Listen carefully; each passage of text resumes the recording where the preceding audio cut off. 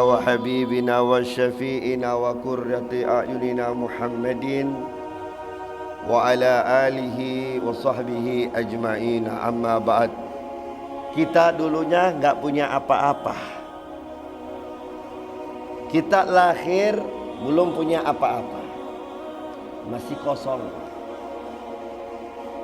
Maka dari itu ketika kita lahir dari seorang rahim ibu kita, maka jangan pernah berhenti untuk mencintainya. Jangan pernah berhenti untuk mengagungkannya dan memuliakannya. Tanpa ibu kita tidak bisa apa-apa. Tanpa ibu kita tidak menjadi orang yang hebat. Tanpa ibu kita tidak menjadi orang yang akan disukseskan oleh Allah dan dibahagiakan oleh Allah di dunia, apalagi nanti di akhirat. Sampai-sampai sahabat pernah berkata, "Ya Rasulullah, yang mana lebih mulia, ibu atau ayah?" Lalu Nabi berkata, menjawab, "Ummuka." Dua-duanya mulia, tapi lebih mulia ibu. Siapa lagi ya Rasulullah? Ibumu. Siapa lagi ya Rasulullah? Ibumu. Sampai 3 kali disebutkan Nabi, ibu, ibu, ibu, baru ayah. Kenapa? Ada apa demikian? Mengapa harus ibu bukan ayah? Sedangkan ayah pemimpin rumah tangga, sedangkan ibu wakil dari rumah tangga. Karena ibulah yang melahirkan antara mati dan hidupnya. Ibulah yang menyusui, ibulah yang memelihara. Sampai di dalam Al-Quran dipuji-puji seorang ibu, diagungkan seorang ibu. Jangan kalian berkata uff. Huruf uff saja nggak boleh, apalagi kalimat sempurna. Kalau disuruh anak-anak, kalau disuruh sama orang tuanya dibeli tomat, ya aja. Bahasa di sini teh aja apa? Nggak mau. Hah? Nggak mau. Apa arti bahasa di sini? Hah? Tara mau. Di sana Bugis berkata teh aja. Ini kata teh aja sempurna, maka demi Allah haram jasadnya memasuki surganya Allah Subhanahu wa taala. Maka ibulah segala-galanya. Doa kadoal anbiya, doa ibu seperti doanya para nabi. Makanya ketika orang tua berdoa mustajab indallah. Ayah dan ibu kita ketika berdoa kepada Allah, maka doanya diijabahkan oleh Allah. Kita sudah ingat cerita di dalam sekolah, kita sudah tahu cerita maling kun, itu durhaka sama orang tua, nggak mau dengar kata orang tua, jadi batu. Karena apa? Doanya orang tua. Biar bagaimana hebatnya kita, biar bagaimana ibadahnya kita, biar bagaimana keilmuan kita, biar bagaimana pangkat kita yang lebih hebat, tapi tidak ada gunanya kalau di hadapan seorang ibu. Kalau ibu berkata anakku, langsung jawab labbaika ya ummi. Bahkan dalam sholatnya saja, ketika dipanggil seorang anak, ya fulan, batalkan sholat itu. Ketika sholat sunnah, bukan wajib, sholat sunnah, batalkan sholat sunnahmu dan penuhi panggilan ibu. Karena ibu lah utamanya. Coba lihat kalian lahir itu antara mati dan hidupnya. Lahirmu berapa bulan? 9 bulan dalam perut ibumu. 1 bulan, 2 bulan, 3 bulan, 4 bulan, 5 bulan, 6 bulan. 6 bulan kau sudah tendang-tendang perutnya. Ibunya kadang-kadang sakit, perutnya sakit pada. Ya Allah, anakku bergerak, menendang-nendang perutku tidak kuat ibumu. Datang bapaknya, mamakmu, nenekmu, menggosok perutnya ibunya, membaca selawat ya Nabi. Salam alaika ya Rasul, salam salam alaika ya Habib, salam alaika salawat. Setelah dibacakan selawat itu, anak itu berhenti menendang. Kenapa berhenti? Cahaya Nabi Muhammad masuk di dalam perut ibunya. Maka setiap hamilnya seorang istri, hamil seorang anak kita seorang ayah, seorang kakek yang akan menjadi kakek, bacakan selawat pada anak kita dalam perutnya, agar anak itu menjadi anak mencintai baginda Rasul sallallahu alaihi wasallam. Terjadi di Saudi Arabia. Nah, suaminya soleh, istrinya solehah. Begitu hamil istrinya, di HP-nya itu, HP kita masing-masing itu ada 30 juz. Ya, biasa di download di Play Store, lalu diputar 1 juz, disimpan di atas perut istrinya. 2 juz, 3 juz, 4 juz, 5 juz, sampai melahirkan itu anak. Umur 7 tahun, begitu keluar umur 8 tahun, sudah hafal 30 juz. Makanya banyak yang tidak paham. Ini terjadi di Saudi. Makanya kalau kita punya istri hamil, putar selawatan, simpan di atas perut istri kita, bacakan selawatan, nyanyikan selawatan, agungkan Nabi Muhammad dalam rumah kita, agar apa? Anak itu nanti keluar cinta selawat, suka berselawat. Jangan putar lagu-lagu yang lain-lain yang tidak bermanfaat, yang menjauh dirinya kepada Allah Subhanahu wa taala, yang membuat dirinya buta di hadapan Allah Subhanahu wa taala. Sekarang zaman ini zaman edan. Ya Allah, istrinya pergi gosip lagi hamil, anaknya tukang gosip. Suaminya nggak negur. Kenapa? Nggak tahu ilmu, nggak pernah ikut pengajian. Makanya suami yang alim, yang soleh, bacakan selawat anaknya, doakan setiap sholatnya, fardunya, bacakan perang perut istrinya. Jangan dilihat terus buncit. Nggak dibacain doa, tapi baca selawat. Begitu lahir, antara mati dan hidupnya seorang ibu. 7 bulan, 8 bulan, 9 bulan mau keluar itu anak. Antara mati dan hidupnya seorang ibu. Kau rasakan tidak? Dirasakan waktu lahir kau. Siksa itu mamamu, bapamu enak ji, berdoa saja. Mamamu siksa. Digendong kalian, disuapin kalian, dibersihkan kotoran kalian waktu kecil, sampai kalian berumur, Masya Allah, yang sudah 3 tahun masih dicebok, kelas 5 SD masih kadang-kadang dicebok, disuapin, masih SMA. Besar kita dikasih kawin dengan perempuan yang kita cintai. Waktu kita sakit, ibu kita tidak tidur 3 hari 3 malam, mengurus kita, berdoa, ya Allah panjangkan umur anakku, ya Allah sehatkan umur anakku, ya Allah. Kalau dia selamat, dia bahagia, dia sehat, saya akan nazar berpuasa 1 bulan lamanya dan bersedekah di setiap rumah-rumah anak yatim. Sehat anaknya, dia berpuasa ibu kita, dia bersedekah di rumah anak yatim. Kenapa? Cinta seorang ibu, kasih sayang kepada kekasihnya, buah hatinya kepada anak tersebut. Antar ke sekolah bapakmu tiap hari, kalian diberikan baju baru, mainan yang baru, HP yang baru. Kenapa? Sayangnya ayah kepada anaknya. Adakah orang tua tidak menyayangi anaknya? Semua sayang anaknya. Tidak ada orang tua tidak sayang anaknya. Singa saja tidak berani makan anaknya sendiri, apalagi manusia.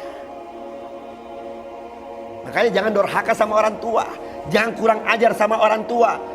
Hargai orang tua, muliakan orang tua, hormati orang tua. Sebagaimana waktu kalian kecil dicintai dan dirawat setiap saat, bukan setiap minggu, setiap saat. Kalau disuruh sama bapakmu, mamakmu, ya mi, ya abah, langsung kerjakan. Sholat, ya abah. Pergi ngaji, ya abah. Taat kepada orang. Fungsinya anak menjadi bakti, fungsinya anak menjadi soleh. Orang-orang solihin itu kenapa bisa berhasil? Wali-waliullah itu kenapa bisa diangkat derajatnya oleh Allah? Karena taat kepada kedua orang tuanya, sehingga menjadi waliullah, menjadi orang yang soleh. Uwais Al-Qarani kenapa menjadi mulia? Uwais Al-Qarani kenapa menjadi derajat paling tertinggi? Sampai-sampai Nabi SAW berkata, ya Umar, ya Ali, iza lagaituhul Uwais Al-Qarani fasallim alayya ila Nabi Muhammad SAW. salamku kepadanya, dan kalian berdua mintalah doa kepada Uwais Al-Qarani. Ini sahabat diperintahkan sama Nabi untuk minta doa kepada siapa? Uwais Al-Qarani. Kenapa? Baktinya Uwais Al-Qarani kepada kedua. Gak usah jauh-jauh, minta doa sama ibu saja tiap pagi. Ibu, cium tangan, doakan, mudah-mudahan berhasil. Itu cukup doanya ibu. Salah satu sahabat pernah berkata, ya Rasulullah, aku ingin jihad di jalan Allah bersamamu, aku ingin berperang bersamamu ya Allah untuk memenangkan agamamu. Hafikum adakah ibumu di rumah? Ada. Cukup kau berbakti kepada ibumu. Disuruh bakti sama ibu. 3 kali disebutkan. Jangan jadi anak durhaka. Jangan anak-anak yang menjadi apa? Yang tidak bermanfaat. Menjadi anak-anak yang akan mendapatkan siksaan dunia dan akhirat. Siapa namanya? Uwais bukan Uwais Al-Qarani. Kalau Uwais Al-Qarani itu orang taat. Taat kepada orang tuanya. Siapa? Alqamah. Alqamah ini lebih cinta istri daripada ibu. Alqamah ini lebih hormat istrinya daripada ibu. Alqamah ini lebih mengagungkan istri daripada ibunya. Ibunya dihina di depan istrinya Alqamah. Apa kata ibunya Alqamah? Demi Allah, aku tidak pernah ridho lagi kepadamu ya Alqamah ketika engkau menyakiti hatiku ya Alqamah. Demi Allah, aku tidak halalkan darah dagingku dengan darah dagingmu. Aku tidak halalkan setetes air susuku kau minum olehmu. Ini Alqamah mendengarkan ucapan ibunya, lalu tidak didengarkan. Singkat cerita, dia pergi meninggalkan ibunya dan tidak pernah menziarah ibunya lagi, dan tidak pernah melihat ibunya bertahun-tahun. Singkat cerita, ketika dia mau wafat, apa yang terjadi kepada Alqamah? Allah siksa Alqamah, tidak bisa berucap akhir hayatnya la ilaha illallah Muhammad Rasulullah. Lidahnya keluar panjang, bibirnya tertutup rapat. Hanya berkata la, tidak berkata la ilaha illallah. Galan Nabi SAW, manggala la ilaha illallah akhir hayati dakhalal jannah. Orang yang mengucapkan kalimat syahadat akhir hayatnya, surga tempatnya. Ini Alqamah tidak bisa. Lidah keluar panjang, bibir tertutup rapat, hanya berkata la, tidak berkata la ilaha illallah. Istri Alqamah membantu suaminya, ya Alqamah suamiku, gul la ilaha illallah. Tidak bisa juga mengadu kepada Rasulullah SAW. Ya Rasulullah, ada apa? Suamiku Alqamah tidak bisa berucap kalimat syahadat, tolong bantu kami ya Rasulullah. Di mana suamimu? Ada di rumah. Berdiri Nabi sama sahabat-sahabatnya, berangkat ke rumah Alqamah. Sampai di rumah Alqamah, Nabi melihat Alqamah terbaring menghadap kiblat. Lalu berkata Nabi, mengangkat kedua tangannya, ya Allah, mudahkanlah perjalanan hambamu dari umatku dari ucapan kalimat indah la ilaha illallah Muhammad Rasulullah. Namun Allah tidak mengijabahkan permintaan Nabi, karena Nabi tahu bahwa Alqamah ini durhaka sama. Ternyata tidak bisa ini durhaka sama ibunya. Mana ibunya, wahai istri Alqamah? Ibunya ada di suatu tempat ini Rasulullah. Ya Umar bin Khattab, gum. Berdiri Sayyidina Umar. Ketika berdiri Sayyidina Umar memanggil ibunya Alqamah. Assalamualaikum. Waalaikumsalam. Ada apa gerangan? Apakah ibu Alqamah mengenal anaknya bernama Alqamah? Aku tidak tahu siapa itu Alqamah. Aku tidak kenal lagi bernama Alqamah. Aku bukan punya anak bernama Alqamah. Sudah kuharamkan jasadku dengan jasadnya. Setetes air susuku diminum olehnya sudah tidak pernah kuhalalkan lagi. Sayyidina Umar ini manusia yang paling hebat, manusia yang paling kuat, manusia yang paling pemberani. Iblis saja kalau bertemu dengan Sayyidina Umar mutar. Iblis, tahu iblis Pak? Pernah ketemu iblis? Mutar enggak? Kita bukan ini, setan, murid-muridnya iblis kita digoda. Baru itu ikut. Iblis ketemu Sayyidina Umar mutar, takut ketemu Sayyidina Umar. Ketika dengarkan perkataan ibunya berkata tidak ridho kepada Alqamah, langsung gemetar jasadnya Sayyidina Umar dan meneteskan air mata yang kembali kepada Rasulullah. Ya Rasulullah, aku tidak sanggup ibunya aku bawa kemari ya Rasulullah, karena ibunya berkata aku tidak ridho kepada Alqamah. Ya Allah, aku tidak sanggup, maafkan aku ya Rasulullah. Kata Nabi SAW, Tak usah, biar aku sendiri yang memanggil ibunya ke sini, karena aku cinta kepada umatku. Coba, Nabi cinta kepada kita semua. Nabi menyayangi umatnya, Nabi memperdulikan umatnya, Nabi akan mempertolongkan umatnya kapanpun, dimanapun. Berangkat Nabi Muhammad untuk menolong Alqamah. Ketika sampai dengan ibunya, Assalamualaikum. Ibunya berkata, Waalaikumsalam ya Rasulullah. Ada apa gerangan engkau jauh-jauh datang di tempat ini? Enggak usah banyak bicara wahai ibu Alqamah, ikutlah dengan aku. Marhaba ya Rasulullah. Karena ibu Alqamah cinta dengan Nabi Muhammad, ikut dibawa. Ketika dibawa ke rumahnya Alqamah, sampai dengan Alqamah, Bu, ini anakmu sekarang disiksa oleh Allah karena durhaka kepadamu. Tolong kau bukakan pintu maafmu dan surgamu agar Alqamah tidak disiksa oleh Allah Subhanahu wa taala. Tolong ridhoi dia, halalkan dia dan maafkan dia. Apa kata ibunya? Maafkan aku ya Rasulullah. Demi Allah, sambil menangis ibunya Alqamah, aku tidak pernah ridho lagi kepada Alqamah. Aku tidak pernah akan maafkan kepada Alqamah. Hatiku sakit ya Rasulullah. Padahal aku timang-timang dia waktu kecil. Aku lahirkan dia antara mati dan hidupku. Aku rawat dia sampai besar dan kukawinkan dengan perempuan dia cintai. Tapi balasan Alqamah kepadaku wahai Rasulullah menyakitkan hatiku, sehingga aku tidak akan pernah memaafkan Alqamah. Biar Allah azab dia. Betul ibu tidak maafkan? La ya Rasulullah. Kalau begitu tidak ada maaf bagimu, tidak ada jalan lain kecuali Alqamah ku bakar. Sahabat-sahabatku, dengarkan ucapan ibunya Alqamah. Kalian sekarang kuperintahkan untuk mengambil kayu bakar kering di tempat ini, bawa sebanyak-banyaknya. Berangkat semua para sahabat untuk mengambil kayu bakar kering. Ketika dikumpulkan kayu bakar kering itu di depan rumah Alqamah kira-kira 5 meter. Lalu dibakar kayu bakar itu kering. Lalu ketika dibakar seperti api unggun. Hai ibu Alqamah, pandang ini api neraka. Api neraka ini dari neraka jahanam ya Allah Subhanahu wa taala. Api yang di dunia ini dari asal dari neraka jahanam. Allah ambil sebiji atom yang tidak bisa dilihat mata kasar kita ini. Tidak bisa dilihat mata yang kita miliki ini, kecuali pakai alat namanya alat mikroskop, baru bisa dilihat api sekecil betul. Lalu Allah turunkan di bumi. Ketika diturunkan di bumi, Allah celupkan dulu di lautan 7 kali sedalam 70.000 triliun meter. Ketika dicelupkan 7 kali, baru disimpan di bumi. Ketika disimpan di bumi, bahkan bumi ini subhanallah, seandainya Allah tidak celupkan di lautan 7 kali, langsung saja disimpan di bumi, niscaya dunia yang kita tinggali dan isinya terbakar dengan sebiji atom yang begitu panas. Dahsyatnya api neraka jahanam. Tidak sampai di sini penjelasan Nabi. Nabi lalu melanjutkan perbicaraannya, ucapannya. Api ini ada 4 macam warnanya. Pertama merah, kedua biru, ketiga hitam, keempat putih. Putih karena pintu neraka itu ada 7, paling terbawa neraka jahanam namanya. Warna apinya warnanya putih. Yang keempat dalam situ minad zalimin, minal kafirin, minal musyrikin, dan termasuk orang-orang yang durhaka kepada kedua orang tuanya.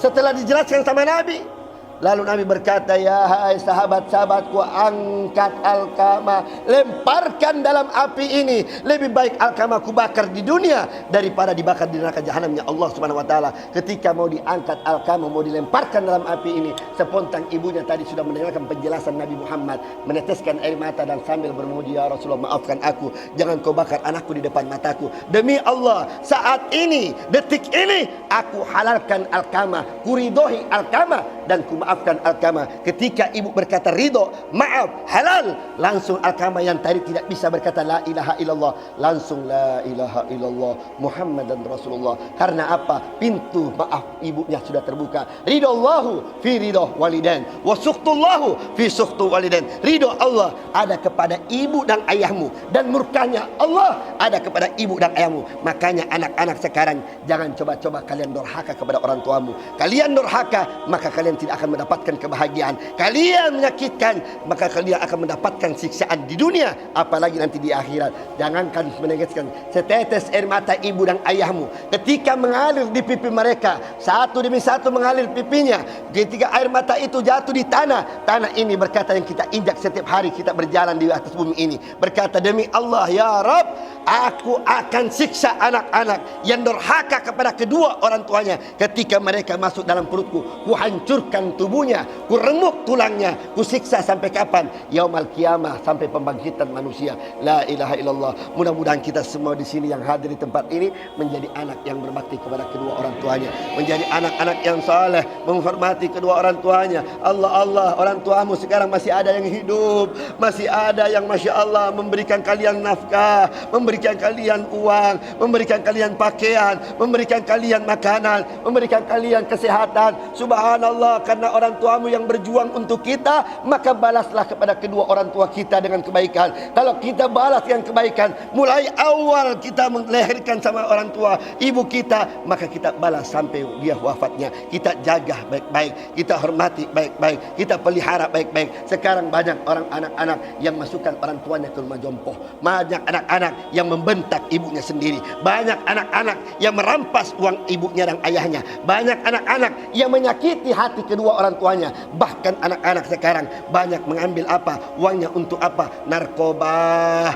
untuk maksiat, untuk perbuatan kemaksiatan, melakukan sesuatu yang jahat, sehingga orang tuanya setiap saat meneteskan air matanya. Maka demi Allah, anak itu tidak akan pernah berhasil. Anak itu tidak akan menjadikan hamba-hamba yang beriman pada Allah, dan anak itu tidak akan mendapatkan kebaikan di dunia, apalagi nanti di akhirat. Semoga kita semua yang hadir di tempat ini jadikan anak yang soleh, jadikan anak-anak yang beriman ya Allah. Bagaimana orang-orang terdahulu ya Allah, yang mereka takut berucap kasar. Kita dulu ya Allah masih anak-anak, takut melihat wajah orang tua kita. Orang tua kita melotot, kita sudah menundukkan kepala. Orang tua kita duduk bersama tamu-tamunya, kita tidak berani keluar kalau masih ada tamu. Sekarang anak kita, orang tua melotot, anaknya juga ikut melotot.